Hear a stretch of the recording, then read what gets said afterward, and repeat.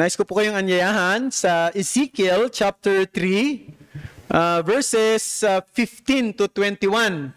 Ezekiel chapter 3, verses 15 to 21. Babasahin ko po sa Tagalog na Biblia. At ako'y dumating sa mga bihag ng Tel Abib na naninirahan sa pampang ng ilog ng Chebar. Ako'y umupo roon na natitigilan sa gitna nila ng 7 araw. Sa katapusan ng 7 araw, ang salita ng Panginoon ay dumating sa akin. Anak ng tao, ginawa kitang bantay sa sambahayan ni Israel. Tuwing makakarinig ka ng salita mula sa aking bibig, bigyan mo sila ng babala mula sa akin. Kapag ang aking sinabi sa masama, ikaw ay tiyak na mamamatay at hindi mo siya binigyan ng babala, o nagsalita ka man upang bigyan ng babala ang masama mula sa kanyang masamang landas upang iligtas ang kanyang buhay, ang gayong masamang tao ay mamamatay sa kanyang kasamaan, ngunit ang kanyang dugo ay aking sisingilin sa iyong kamay. Gayunman, kung iyong balaan ang masama at siya'y hindi tumalikod sa kanyang kasamaan o sa kanyang masamang lakad man, siya'y mamamatay sa kanyang kasamaan, ngunit iniligtas mo ang iyong buhay. Muli, kapag ang isang tao ay matuwid, ay lumilihis sa kanyang katuwiran at gumagawa ng kasamaan, at ako'y naglagay ng katitisuran sa harap niya, siya'y mamamatay sapagkat hindi mo siya binalaan. Siya'y mamamatay sa kanyang kasalanan at ang matutuwid na gawa ng kanyang ginawa ay hindi alalahanin. Ngunit ang kanyang dugo ay aking sisingilin sa iyong kamay. Verse 21, subalit kung ang iyong binalaan ang taong matuwid na huwag magkasala at siya'y hindi nagkakasala, siya'y tiyak na mabubuhay sapagkat tinanggap niya ang babala at iyong iniligtas ang iyong buhay. Ito ang salita ng Panginoon. Papamagatan natin ang ating pag-aaral sa bahaging ito ng banal na kasulatan na binasa natin na The Faithful Watchman. Sa karamihan sa mga hotels o sa mga establishment, mga building offices o sa mga medyo mamahalin o mga mayayamang bahay, mga bahay na pag-aari ng mga mayayaman, meron silang mga tinatawag na smoke detector, no? Ang purpose nun ay para kung halimbawa may usok, no, na detect nung detector na yon, magsa-sound yon, mag-a-alarm para mabigyan ng babala yung mga nakatira roon na kinakailangan nilang gumawa ng paraan para maligtas ang kanilang sarili o kaya naman ay maligtas mismo yung kanilang tahanan o ang kanilang establishment. Imagine, isang gabi, natutulog ka kasama ng iyong pamilya at siguro merong nag-spark doon sa loob ng bahay at yung smoke detector ay nag-alarm. Nung narinig mo ito, siyempre dapat ang gawin mo, tumayo, tumawag ng bumbero o hanapin yung fire extinguisher o kaya naman ay lumabas ng bahay at ilagay ang sarili mo at ang iyong family sa isang safe na lugar. Pero nagpasya ka na hindi bumangon. Manatili sa iyong kinahihigaan, inignore mo yung alarm. Anong tawag sa mga taong katulad mo? Ang tawag ng Bible sa mga taong katulad niyan ay stupid, fool, o isang hangal. No? Pero halimbawa naman na meron kayong smoke detector, tapos may nag-spark, tapos napuno na ng usok yung loob ng kwarto, pero walang nagsasound na alarm. Siguro, sira yung smoke detector, baka nag-flat yung battery, o kung hindi man, maaaring merong corrosion, may naputol na linya, kaya hindi siya nag-function.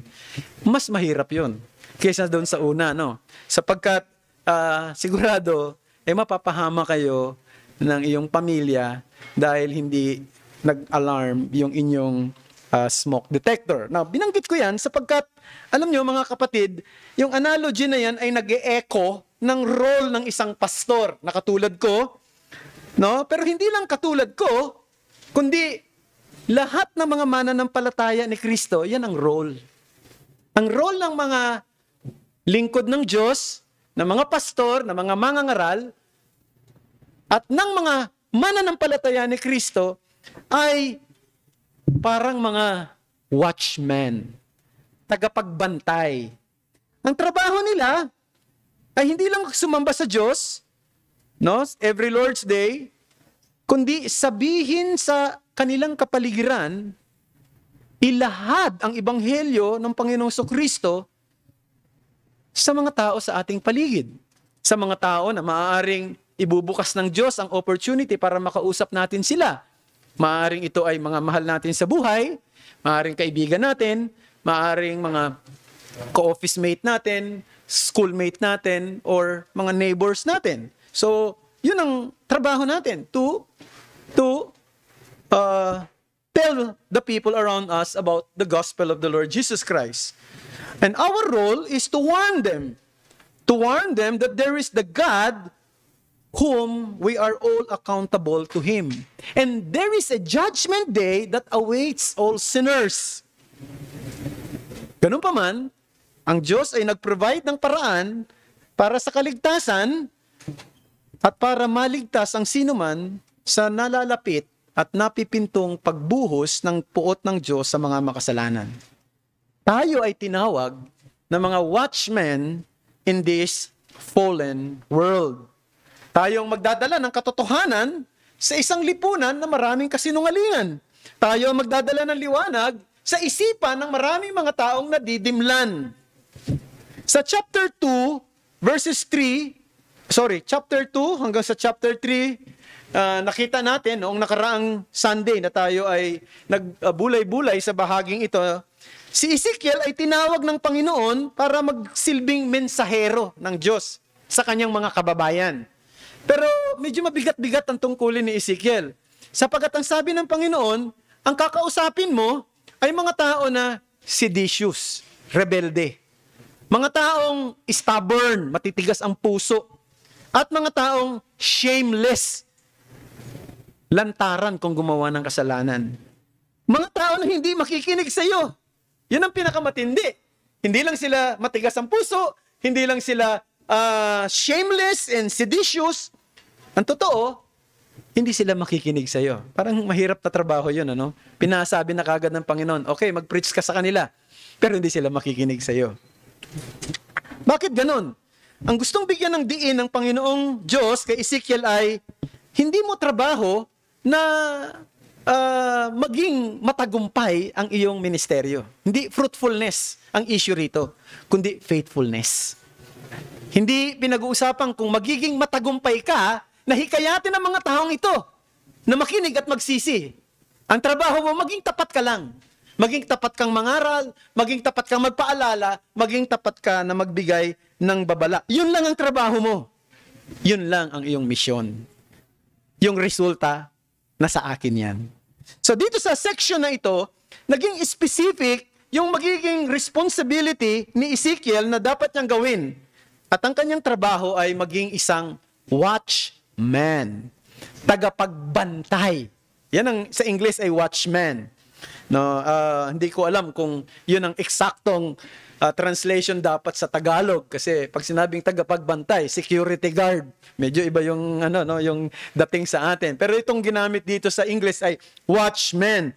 Pero gusto kong ipaalala uli na ang trabahong ito, kung ilalapat natin sa ating panahon ngayon, hindi lang ito trabaho ng pastor, kundi trabaho rin ito ng bawat isa sa atin.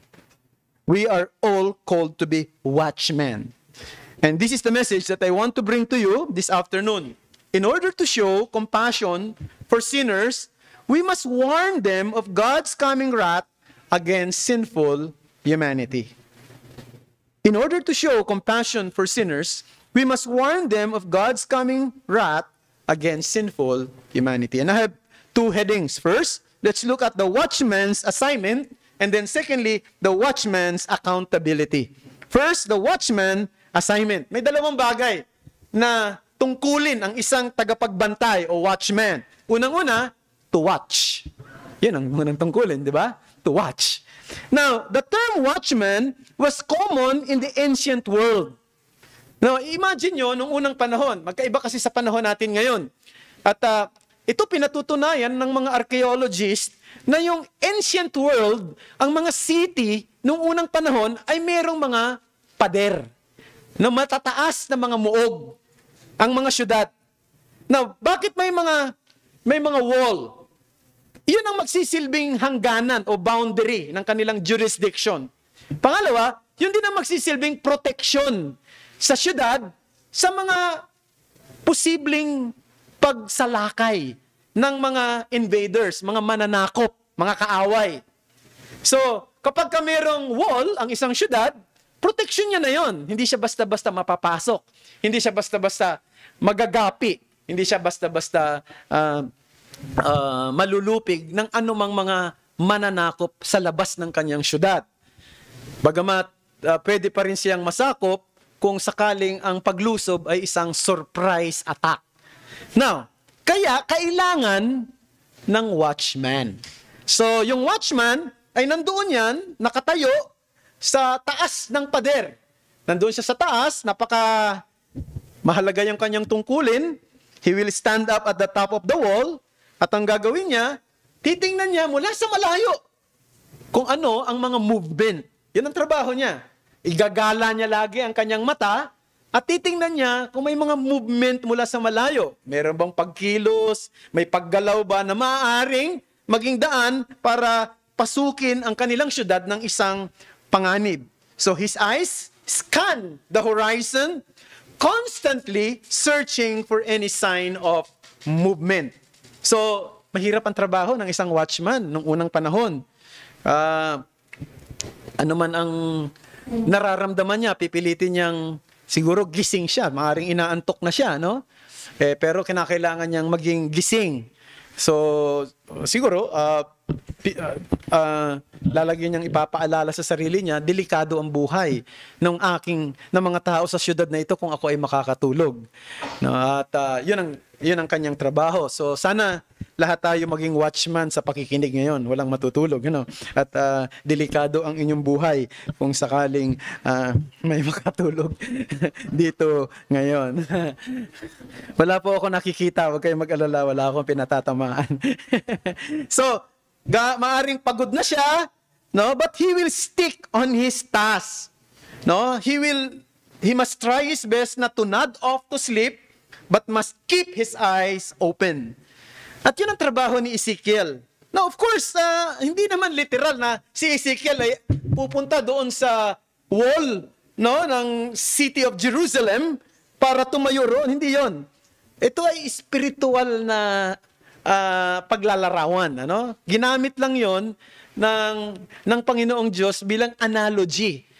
Ang totoo, ang trabaho ni Ezekiel ay maging tagapagbantay ng espiritual na kondisyon ng bayan ng Israel. Lalo pa nga, na nung panahon na yon, karamihan sa mga kababayan niya, actually, nung panahon ni Ezekiel, nandoon na siya sa Babylonia. Nung itong isinulat niya ito, nasa Babylon siya.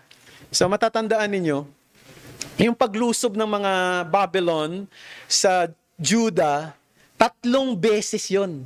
No? 3 beses. Yung unang pagsakop nila, dinala nilang bihag, kasama si Daniel, naalala niyo yun? Kasama si Daniel, mga 5,000 yata ang napasama, mga kabataan, karamihan ang sinama. Si Daniel, yung kanyang 3 kaibigan na pasama roon. Yung pangalawang paglusob ng mga Babylonians, napasama naman si Ezekiel. Meron pa rin mga tao noon sa Judah, at yung huling-huli, yun yung kapanahunan ni Haring Sedekiah. No, kung matatandaan niyo na binulag pa nga itong si Sedekiah, no? At talagang tuluyan ng nalupig ang Huda at nadalang bihag ang maraming mga Israelita o mga Hudyo dinala sa Babylonia, and sila ay naging bihag sa loob ng 70 taon.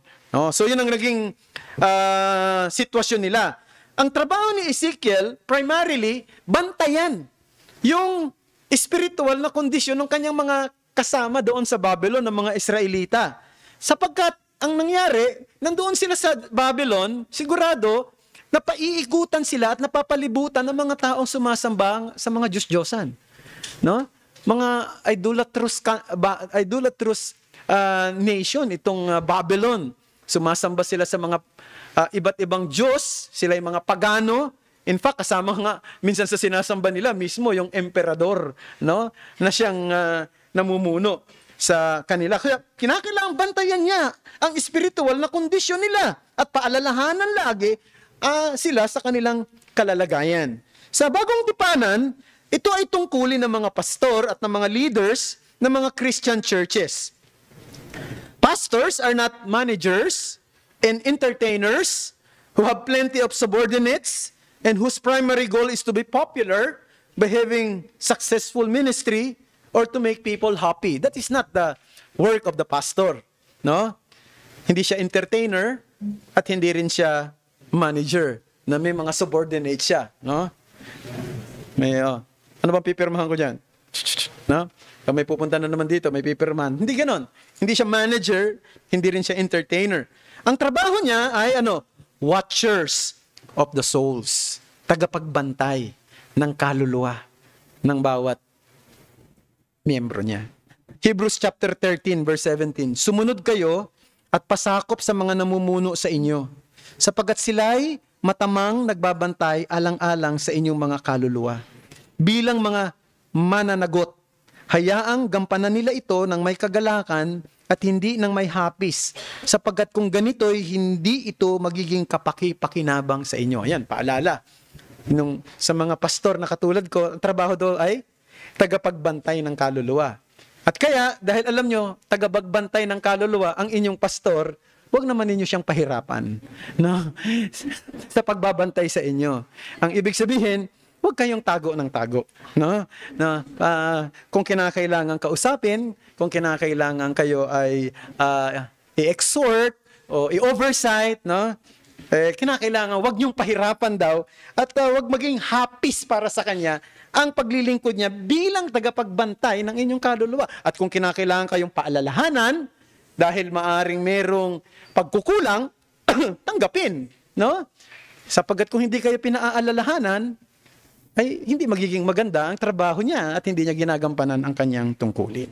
Okay? Acts chapter 20 verse 28. Ingatan ninyo ang inyong sarili at ang buong kawan. Sa kanila'y iniligay kayo ng Espiritu Santo na mga tagapangasiwa upang pangalagaan ninyo ang iglesia ng Diyos na binili niya ng kanyang sariling dugo. So trabaho talaga ng pastor ay pangasiwaan ang iglesia na binili niya ng kanyang sariling dugo. So, hindi lang siya nagangaral, no, kundi nagbabantay ng kalalagayan ng kanyang mga tupa na binili ng sariling dugo ng Panginoong Kristo. However, brethren, let me emphasize that the role of being a watchman is not a sole duty of a pastor. It is a shared responsibility to all members of the church. Let me underscore that. The role of being a watchman is not a sole duty of a pastor, but it is a shared responsibility to all members of the church. It means, bantayan nyo rin ang inyong pastor at bantayan nyo rin ang mga kapwa ninyo mananampalataya. So, trabaho nating magbantayan sa isa't isa. No, hindi naman ibig sabihin, minomonitor natin lagi yung bawat galaw. O saan man pumupunta si Brother Bernard ngayon? Parang meron siyang nilikuan doon. No, hindi naman ganon. Kundi, ibig sabihin to, may kinalaman ito sa kalalagayang espiritual. So, halimbawa, yung isang kapatid, medyo nadadalas ang pag-absent niya, syempre hindi lang trabaho ng pastor ang tagapagpaalala. Maring ikaw rin ang magpaalala, ba't hindi na kita nakikita? Kapatid, ano bang problema? Meron bang situation ka na pwede kong maipag-pray o makatulong ako sa'yo? So, huwag nating hintayin lang si pastor. Kasi minsan sa dami ng kanyang ginagawa, hindi niya na napapansin yung iba. Naintindihan niyo yun, mga kapatid? So, it is also the duty of each one of us. Tingnan niyo itong mga Bible verses na ito. Romans 15:14. At ako naman sa aking sarili ay naniniwalang lubos tungkol sa inyo, mga kapatid ko, na kayo man ay punong-puno ng kabutihan, pinuspos ng lahat ng kaalaman na may kakayanang magturo sa isa't isa. Ang kausap pa nga rito ni Pablo, yung church.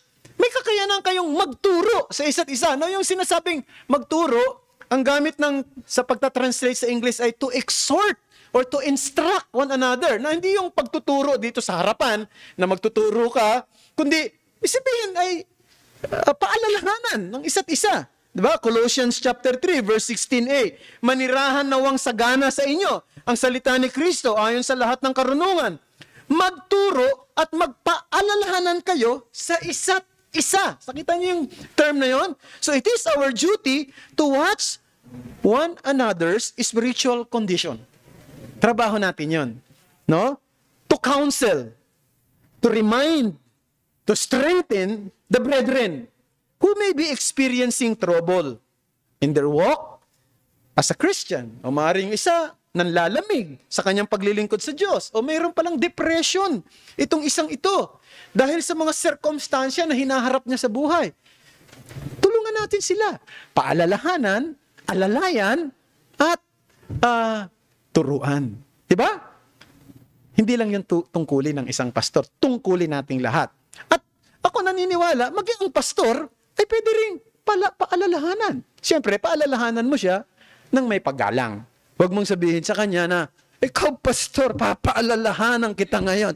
Huwag naman gano'n. Medyo, siyempre, leader mo yan. Dapat mong paalalahanan siya ng may paggalang sa kanyang kalalagayan bilang isang pastor. Naintindihan niyo mga kapatid? Hindi ito para ilagay siya sa pedestal o ilagay siya sa isang mataas na posisyon na para bang nakatingala ka lang, na baw ka ng baw. Kundi, siyempre, di ba, pwede mo siyang paalalahanan din.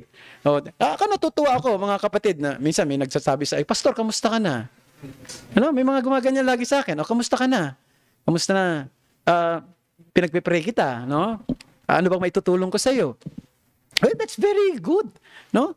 And I really appreciate that, brethren. We need that kind of heart. We need that kind of attitude from each one of us. Because it is our duty to watch everybody, no? And then not only to watch, but to warn. That's another work of the watchman, assignment of the watchman.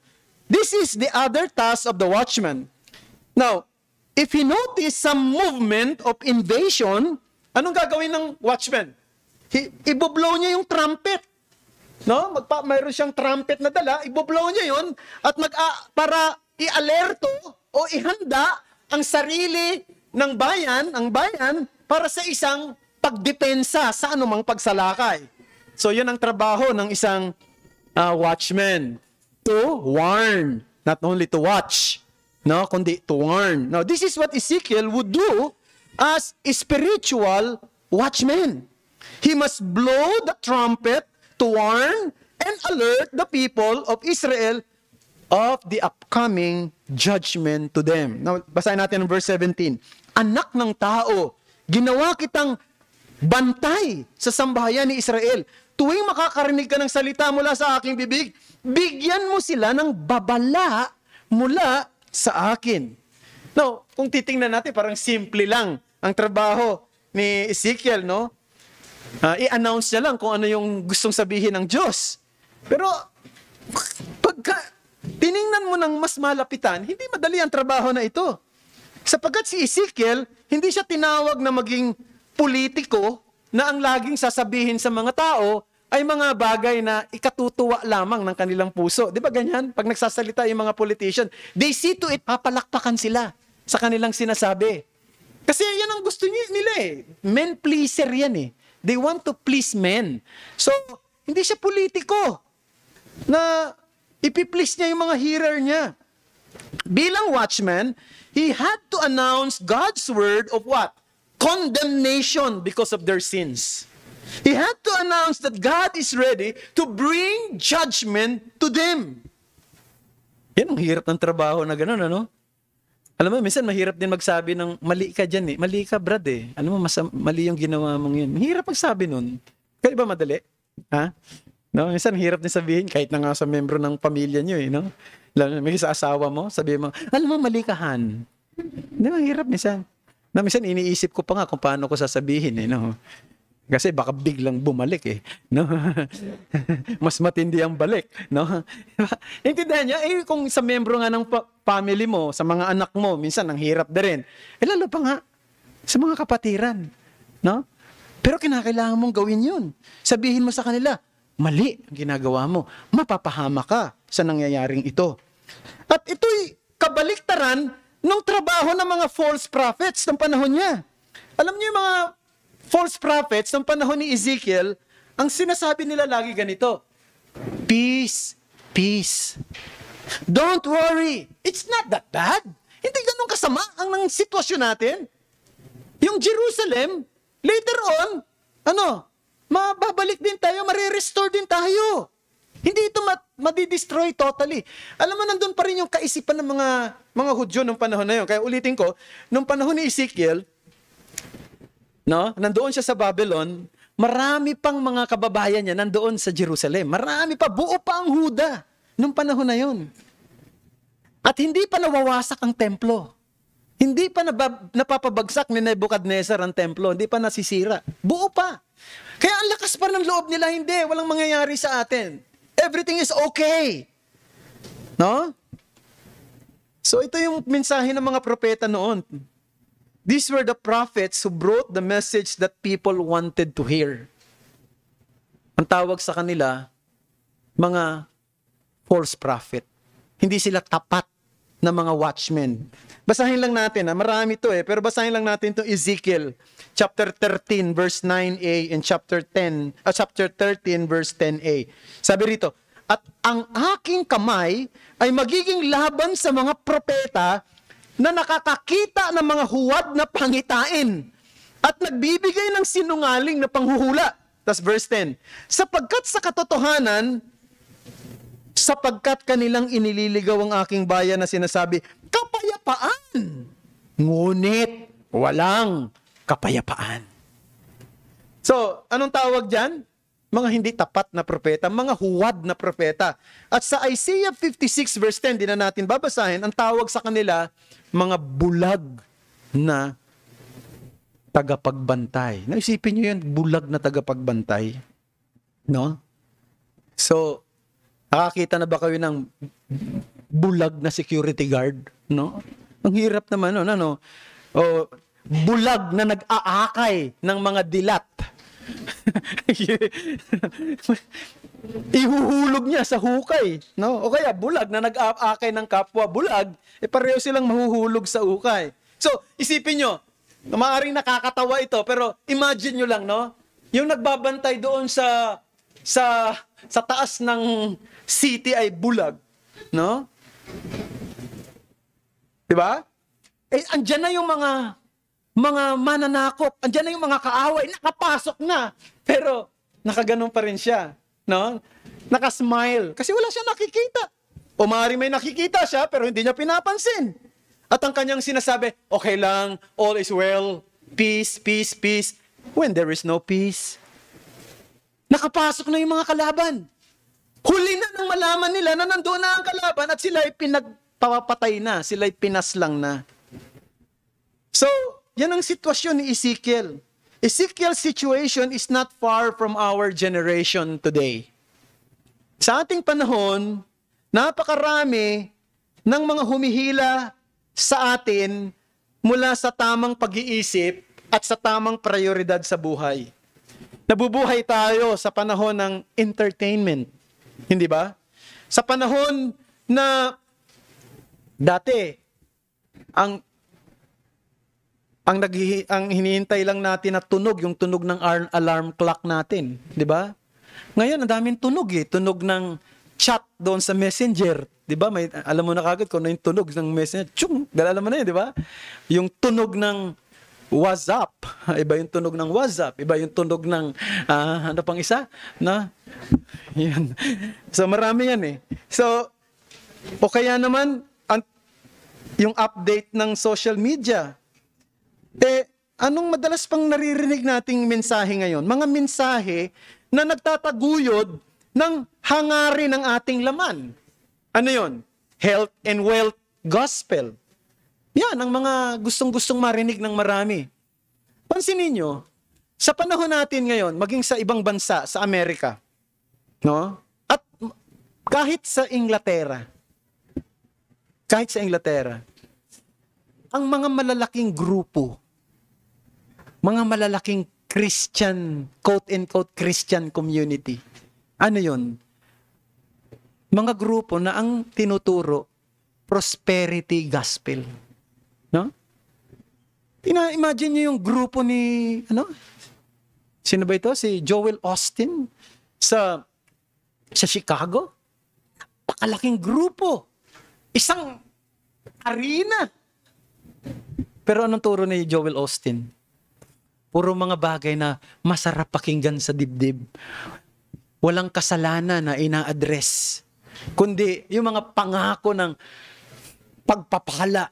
Mga pangako na ikaw ay bibigyan ng biyaya kung ikaw ay tapat, no? Sa iyong paglilingkod sa Diyos. So yun ang sinasabi lagi roon, health and wealth. And ito yung mga mensahe na hindi nakakasakit, pero nakakapagpatigas ng puso. Tama? 2 Timothy chapter 4 verses 2 to 4, ang paalala ni Pablo kay Timoteo, ipangaral mo ang salita, magsikap ka sa kapanahunan at sa di kapanahunan, magtuwid ka, manaway ka, mangaral ka ng may buong pagtsatsaga at pagtuturo. Sapagkat darating ang panahon na hindi na nila matitiis ang wastong aral, kundi sa pagkakaroon nila ng makakating tenga, ay mag-iipon sila para sa kanilang sarili ng mga gurong ayon sa kanilang sariling pagnanasa, tatalikod sa pakikinig sa katotohanan ang kanilang mga tenga at babaling sa mga kathang isip. Hindi ba totoo na yan na nangyayari sa panahon ngayon? Nasaan ang mga malalaking grupo? Doon sa mga grupo na ang pangangaral ay yung gustong-gustong marinig ng mga tao. At hindi yung mga pangangaral na nasasaktan ang kanilang makasalanang puso. So, yan ang trabaho at assignment ng isang watchman. But let's look at the second heading. That's the watchman's accountability.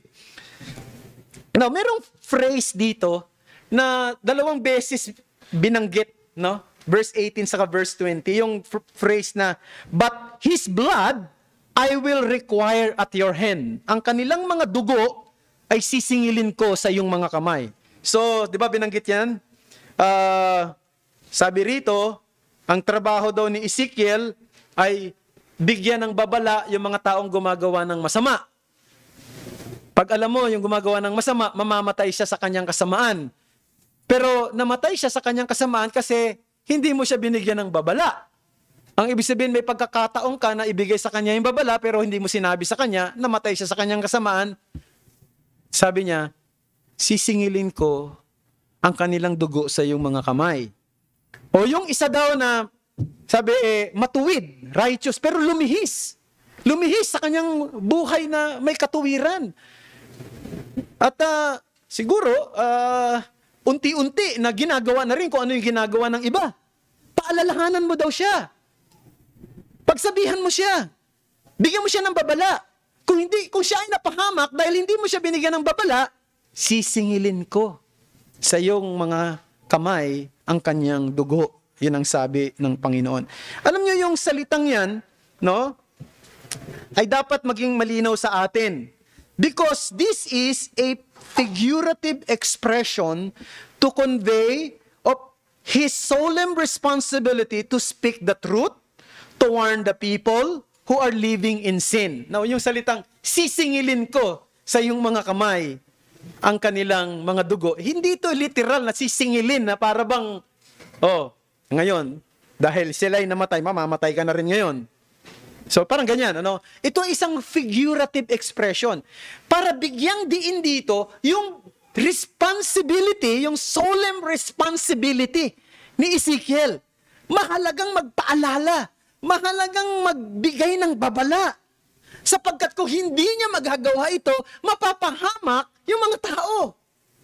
Now, ang trabaho niya ay hindi gawing mabisa yung kanyang pagpapaalala. Ang trabaho niya magpaalala, magbigay ng babala. Ang resulta lagi sa Diyos. Kaya nga sabi niya, kung halimbawa, yung isang tao, pinaalalahanan mo, binigyan mo siya ng babala, pero hindi siya nakinig, napahamak siya, wala kang problema ron. Sapagkat nagawa mo ang iyong trabaho. So, yun ang isang bagay na dapat na maging malinaw. Ito ay isang figurative expression. No? At ito ay sinabi sa konteksto, yung ginamit dito, no? Yung salitang death.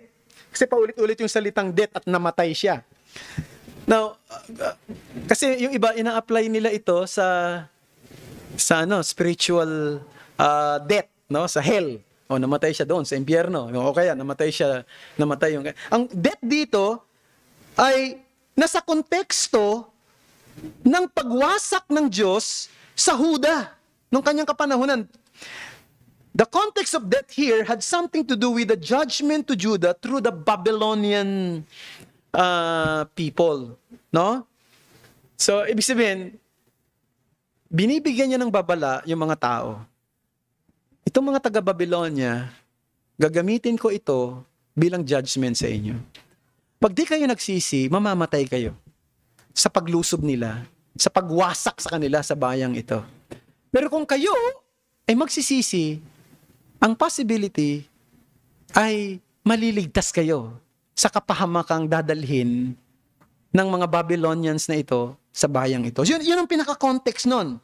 No, mga kapatid, let us not put this on the context na, ano pala, baka nawawala ang kaligtasan, o kaya naman, yung iba, ang sinasabi nila, o di, pag hindi ko ba nasyaran yung isang tao, pagdating ng araw, mapapahamak din ako. Kasi sabi rin doon, sisingilin kita Paano ko sisingilin ng Diyos? So, dadaling ka rin niya sa kapahamakang walang hanggan. So, hindi natin pwedeng ilagay yun doon. Kundi ito ay nasa context ng judgment sa bayan ng Israel through the invasions of the Babylonians. However, the principle can be applied to New Testament believers, no? In terms of, yung principle pwede natin i-apply. Na, alam nyo mga kapatid, the day will come that we will answer to God for all the action that we have done while here on earth, and most especially in relation with the gospel that we know and understand. Now, ang punto dyan, haharap tayo sa Diyos. At meron din tayong pagsusulit na gagawin sa Kanya kung hindi natin nagampanan ang ating tungkulin ng tama. Hindi ba sa 1 Corinthians chapter 3, mababasa nyo na yun daw mabubuting gawa natin ay papadaanin sa apoy. No? Kung ito daw ay yari saan? Sa dayami o sa kahoy o sa kung ano man, o ito ay yari saan? Sa ginto o pilak, di ba?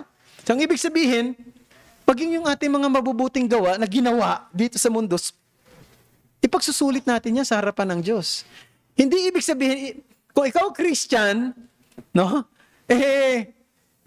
Tapos yung mga ginawa mo, hindi ka naging perfect sa yung mga ginawa rito sa mundo, mapapahamak ang kaluluwa mo. Hindi. Maaring mawala sa iyo ay yung pagkilala niya sa ginawa mo. Sabihin, walang recognition doon sa ginawa mong mabuti. Maaring maligtas ang iyong kaluluwa, but there's no recognition to what you have done. So, napakahalaga yung tungkulin ng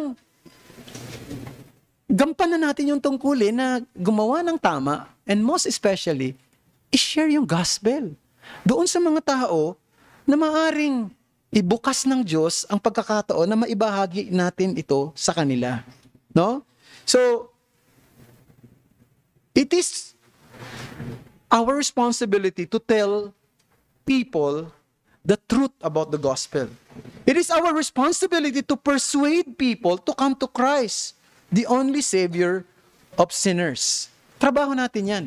So, baka naman, mga kapatid, meron kayong mga opportunity na binibigay na ng Panginoon sa inyo at hindi pa ninyo sinusunggaban. No?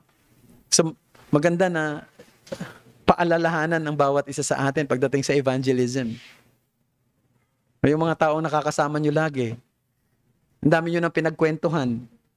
Mga artista, di ba? Kung ano-ano, mga nangyayari sa paligid, sa politika. Pero napag-usapan niya ba mga bagay na may kinalaman sa kaluluwa?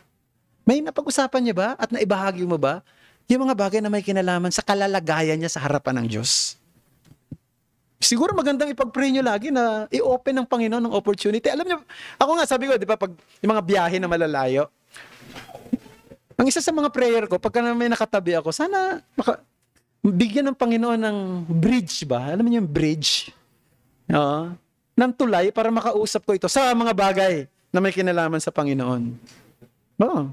Kasi minsan, wala lang di ba? Ang tagal-tagal nyo na sa biyahe, magkatabi kayo. So, minsan nag-iisip ako, ano kaya sasabihin ko rito?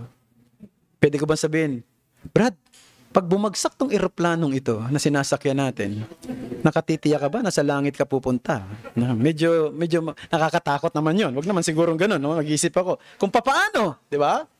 So, minsan, may nakasabay ako sa eroplano, masyado siyang, naikwento ko na yata ito kay Gary, no? Masyadong alam mo ba yung mga dumadaang mga stewardess, laging, Brad, ganda, no? Ganda ng stewardess, no?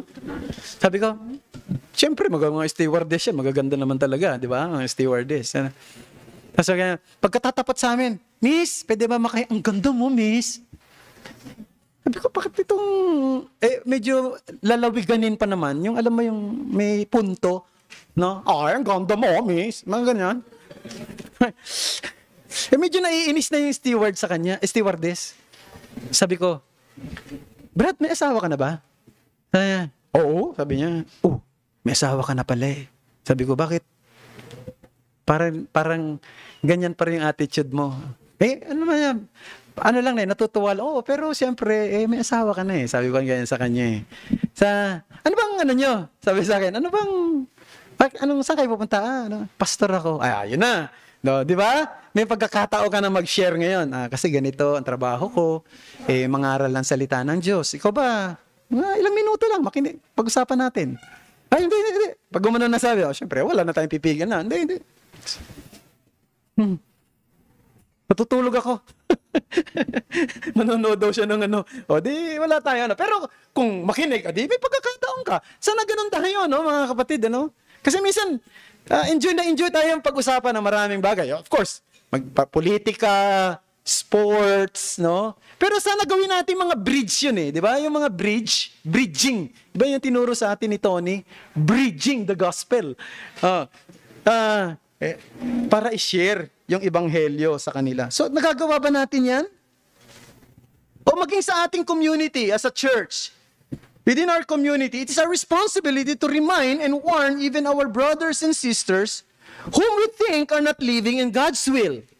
No? So, hindi mo kinakailangang sabihin lahat kay pastor na yung isang kapatid medyo nagkakaproblema. Pwede ikaw na mismo di ba? Nakasapin mo siya, napapansin ko, nanlalamig ka. Napapansin ko, medyo hindi ka nakikinig sa preaching. No? Imbis na nakatingin ka kay pastor na nakatingin ka lagi dyan sa cellphone mo at mukhang games yung nakikita ako sa'yo. No? At mukhang FB yan na tinitingnan mo habang nakikinig ka, nagtitingin ka ng mga updates. Pwede mo paalalahanan. Tama ba yan? Tama? Okay, sige. Tingnan nyo na. Baka may mga nagaganyan dyan. Okay? So, this is the reason also why we are practicing church discipline in our church. Diba? We confront them of their sins. We persuade them to repent and to impose church discipline if they do not repent. Yan ang trabaho natin No? Medyo mahirap, di ba? Pero yun ang trabaho natin. And alam mo mga kapatid, hahatulan tayo ng Diyos hindi sa dami ng mga tao na nahikayat natin na lumapit kay Kristo. Hindi.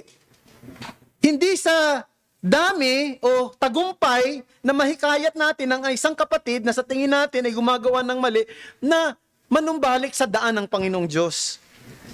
Hahatulan tayo sa ating katapatan. Ano man ang reaksyon at ano man ang resulta ng ating pagbibigay ng babala sa Kanya. Alam mo nyo, nung bago pa lang ang SGCC, siyempre konting-konti lang kami. So merong isang member dati noon dito, na wala na siya rito, matagal na medyo hindi maganda yung ugali. No? Sabi ko, ang hirap yatang kausapin yan. So may tinawagan ako na isang pastor. Sabi ko, pastor, ang hirap ng ganun. Sabi niya, trabaho natin yan. Pastor George, sabi niya sa akin, trabaho natin yan. Kahit na ano pa nang sabihin niya at magalit siya, paalalahanan natin at sabihin natin. Kaya, yun yung unang encounter ko na meron akong nakausap na mahirap talagang kausapin. Yung bang pagpunta mo ron hindi nakikinig sa'yo. Tatalikuran kang ganyan. Alam mo naman Gaganunin ka pa Totoo yun. No? Pero sasabihin mo pa rin, ate, kasi, wag na lang ate, kuya na lang. Baka maisip niyo kung sino yung kinakausap ko.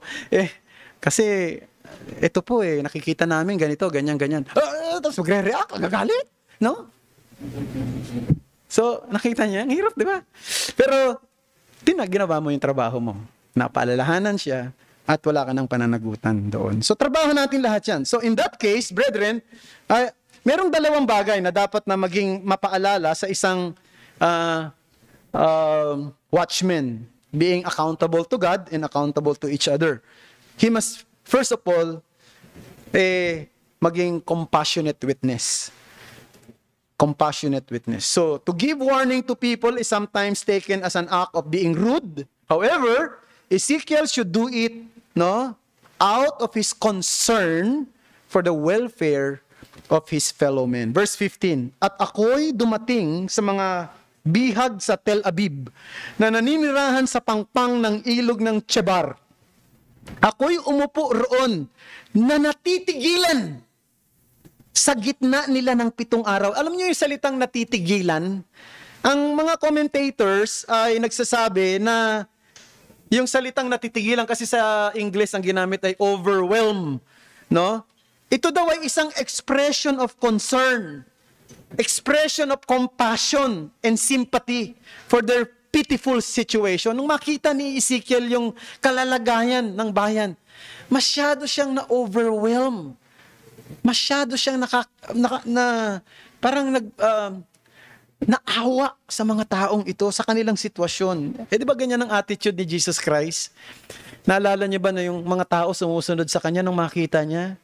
Naawa siya. At sabi niya, sila'y parang mga tupang walang pastor. No? So, anong trabaho natin? Ito ay trabaho ng merong pagmamalasakit. Because we are concerned with the eternal welfare of people. We don't offer to them temporal things with temporal value.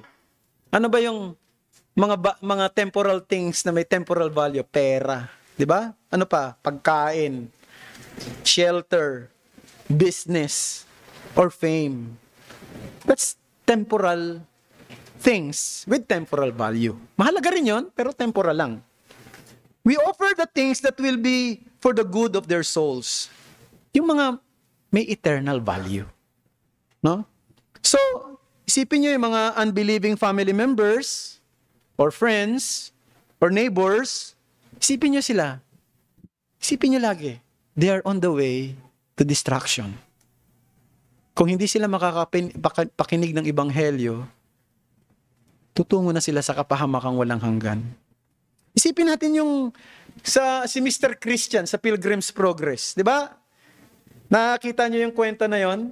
Nung makita ni Mr. Christian na yung kanilang lugar ay tinatawag na City of Destruction, anong ginawa niya? He ran quickly to his family to convince them to get out from the city. Umalis na tayo rito. Itong lugar natin ay City of Destruction. O hindi... Anong tingin ng pamilya niya sa kanya? Saka yung asawa niya, nakakaproblema na yung asawa ko. Parang mayroon ng problema sa pag-iisip. Nakita nyo? Pero yun ang unang ginawa niya. Ipaalala sa kanyang member ng kanyang family that this city will be destroyed. So we have to get out from this city. Somebody said, silence most of the time can be equated with selfishness. Pagka daw tahimik ka at di mo sinasabi yung totoo, selfish ka. No? Maring takot ka, pero ang katotohanan, baka selfish ka. Parang ayaw mong i-share yung blessing sa iba. Remember, there is a wrath to come. They must know that without Christ, they will die in their sins in hell forever. Now, this is a serious matter. No? They will die in hell forever. Not only that, not only a compassionate witness, but a credible witness. Now, in the court of law, pag sinabi nating credible witness, sino yon? Siya yung honest, competent, based on knowledge and experience and skills and training with regards to a certain case and allegation that he or she is testifying. So, halimbawa, magte-testify siya sa isang bagay, sa isang kaso, dapat meron siyang knowledge. So, hindi narinig niya lang. Di ba? Yung tinatawag na hearsay. Narinig mo lang eh. No? Eh, narinig ko, nagkagulo doon sa bahay na yan. Nakita mo ba kung sino yung pumatay? Narinig ko ay boses ng isang lalaki. So, ayan. Medyo hindi pa masyadong established yan. Pero kung ikaw mismo yung nakakita, ang tawag doon ay credible witness.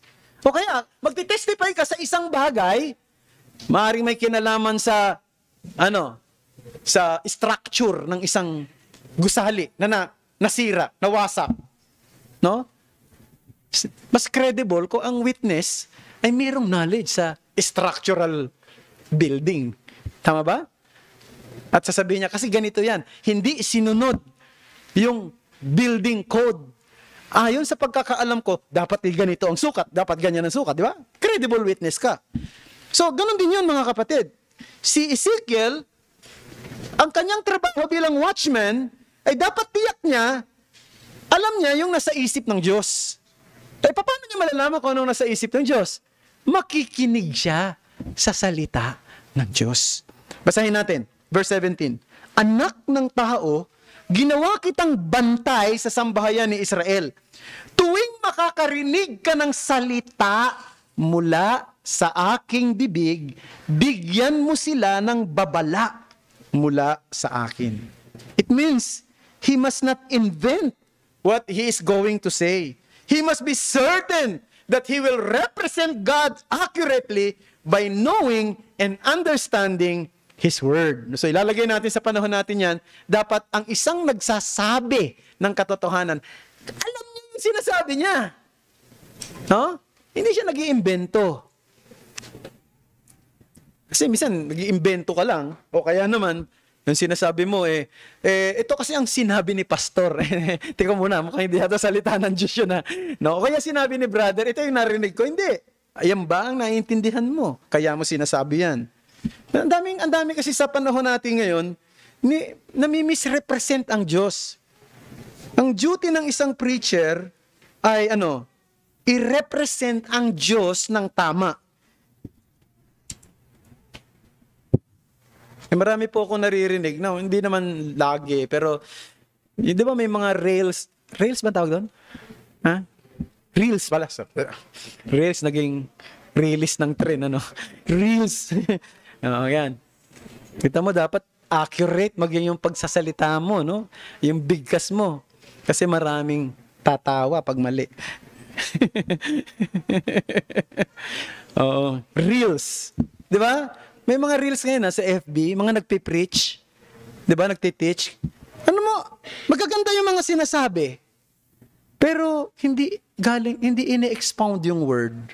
Yung puro practical ba? Yung practical advice, pero walang exposition ng word.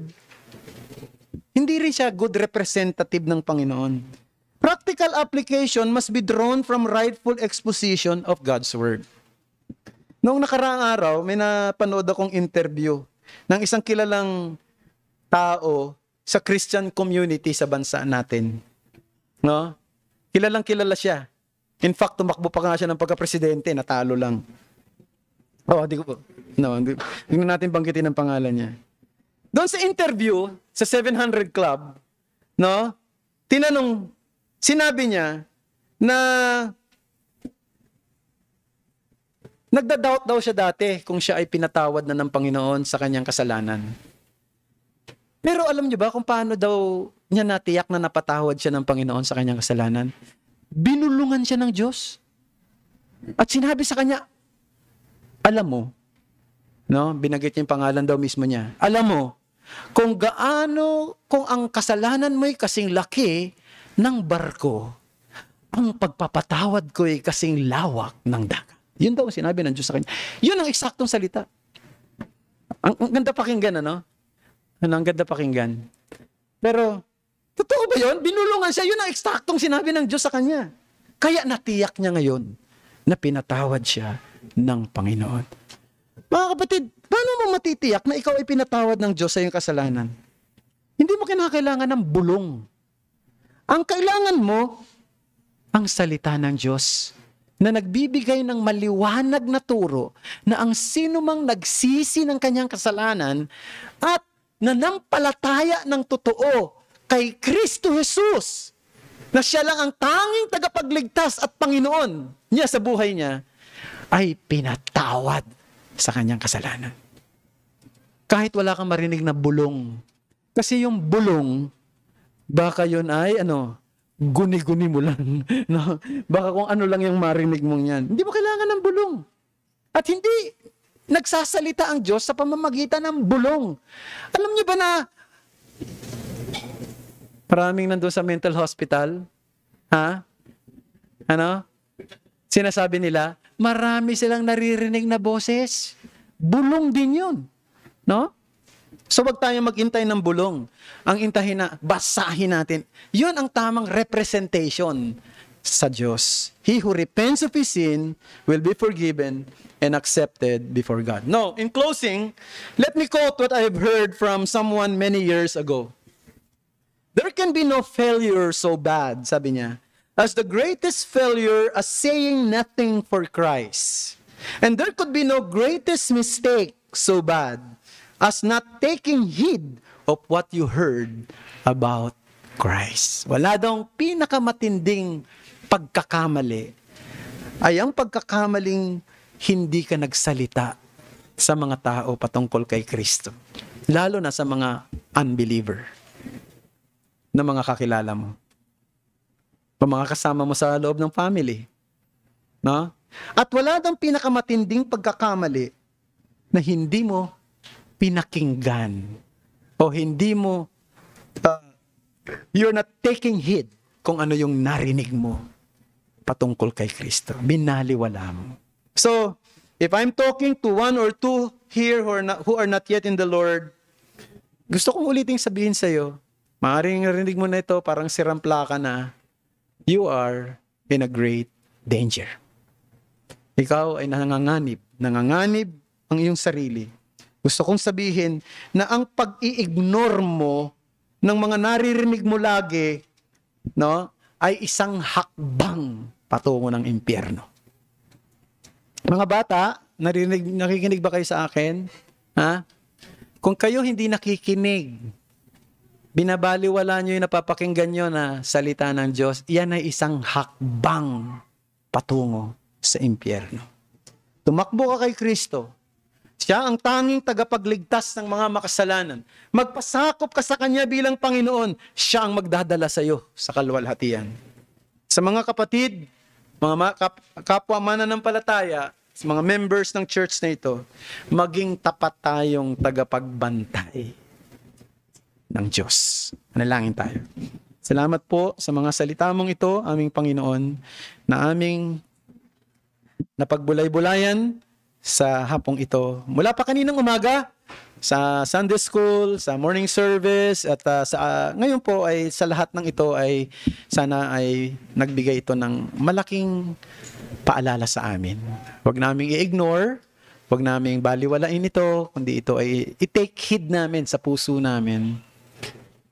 At kung meron pang hindi nananampalataya, sana lumapit na siya kay Kristo sa daan ng pananampalataya.